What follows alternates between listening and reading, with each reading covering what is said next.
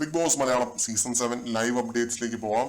എല്ലാവരെയും കൺഫെഷൻ റൂമിലേക്ക് വിളിപ്പിച്ച് മോട്ടിവേറ്റ് ചെയ്യുന്നത് പോലെ തന്നെ ഷാനവാസിനെയും ബിഗ് ബോസ് കൺഫെഷൻ റൂമിലേക്ക് വിളിപ്പിച്ചു. ഇതുവരെയുള്ള സ്വന്തം ഗെയിമിനെ പറ്റി എന്താണ് ഷാനവാസിന്റെ അഭിപ്രായം എന്ന് ചോദിക്കുന്നു. ഷാനവാസ് പറയുന്നത് വളരെ നല്ല രീതിയിൽ നിൽക്കാനായിട്ട് പറ്റി. ഇത്രയും വർഷം എൻ്റെ കലാജീവിതത്തിൽ എന്നെ സപ്പോർട്ട് ചെയ്ത എല്ലാവർക്കും നന്ദി പറയുന്നുണ്ട്. അതേപോലെ തന്നെ ബിഗ് ബോസിന്റെ അടുത്ത് നന്ദി പറയുന്നുണ്ട്.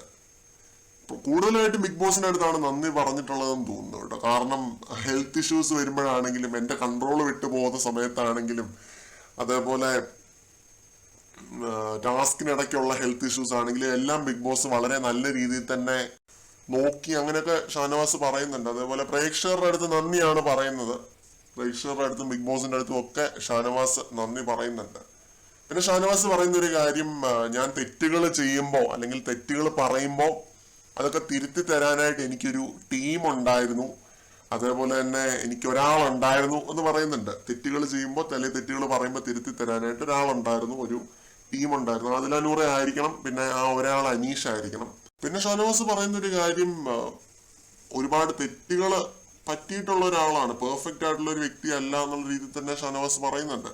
അത് ഉമ്മയാണ് വളർത്തിയത്, വാപ്പ വളരെ ചെറുപ്പത്തിൽ തന്നെ മരിച്ചുപോയി, അങ്ങനെയുള്ള കുറച്ച് കാര്യങ്ങളുണ്ടല്ലോ ഷാനവാസ് എപ്പോഴും പറയുന്നതാണ്. അപ്പൊ അതും ഇന്ന് പറയുന്നുണ്ട്, കൺഫെഷൻ റൂമിൽ ഇരുന്നിട്ട് പറയുന്നുണ്ട്.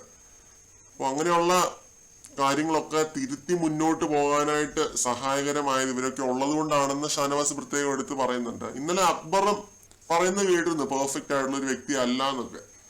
രണ്ടുപേരുടെയും എന്താ പറയാ ഗെയിമിങ് അപ്രോച്ചില് ഞാൻ ഒരുപാട് സാമ്യത കണ്ടിട്ടുണ്ട് കേട്ടോ. രണ്ടുപേരും വളരെ സാമ്യമായ രീതിയിലാണ് ഗെയിം കളിച്ച് വന്നത്. പക്ഷെ ഷാനവാസിന്റെ ഗെയിം അത്രയും നെഗറ്റീവ് ആയിരുന്നില്ല, അക്ബറിന്റെ അത്രയും ഒരു നെഗറ്റീവ് ആയിരുന്നില്ല. ഷാനവാസ് നല്ല കോൺഫിഡന്റ് ആണ്, പുറത്തെ സപ്പോർട്ടിനെ പറ്റിയൊക്കെ ഷാനവാസിനെ അറിയാമെന്ന് തോന്നുന്നു.